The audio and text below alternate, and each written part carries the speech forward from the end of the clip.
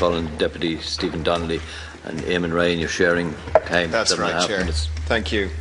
The motion before the House is welcome. High quality, affordable broadband is critical for households, for schools, for businesses across Ireland, in both rural and urban Ireland. Let's not forget that there's large parts of urban Ireland that have terrible connectivity as well. The National Broadband Plan is flawed in a number of very important ways, but it is nonetheless an ambitious plan and will put Ireland on the map in terms of digital connectivity. Now, the Minister is right to compare this to the electrification of rural Ireland in terms of the transformational effect it can have.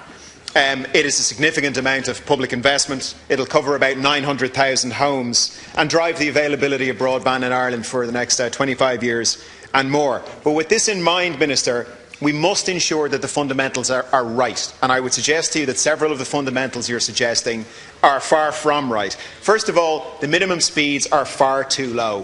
30 megabytes now barely qualifies as broadband. Broadband is defined now as above 25 meg, and we are putting in a national system that will have 30 meg. It needs to be at least 100 meg, and arguably a lot more than that. We need, Minister, to see much more emphasis on consistency of speed. So many businesses cannot afford the frequent disconnection that occurs. There's a company in Wicklow I'm aware of that has a connection that is so unstable that they courier their data to Dublin on discs rather than using the network for it.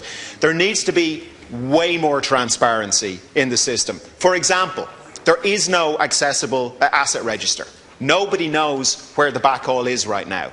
There's no transparency in terms of B2B pricing. Nobody knows how much it costs and how much the owners of the backhaul network are charging.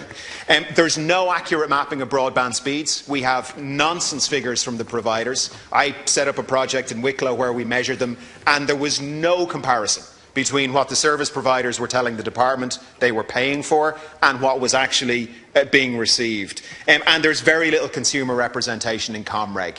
People I've spoken to have suggested that there has been very serious regulatory capture in ComReg. But most importantly, Minister, I'm going to repeat what deputy after deputy after deputy is saying here. Selling, privatising the broadband network is an extraordinary mistake. It's a massive mistake. It's not one of these little mistakes that people make all the time. You compared it, Minister, to the electrification of rural Ireland. We would never sell the power distribution network to Northern Ireland. And critically, we have to look at who will be owning it. Now, 2 of the 3 shortlisted bidders are companies owned by US investment funds. Think about that. Imagine a US investment fund owning Ireland's power distribution network. But that is what's being suggested. So what's going to happen? The network is going to be managed in the interests of the shareholders of those investment funds. That is what's going to happen.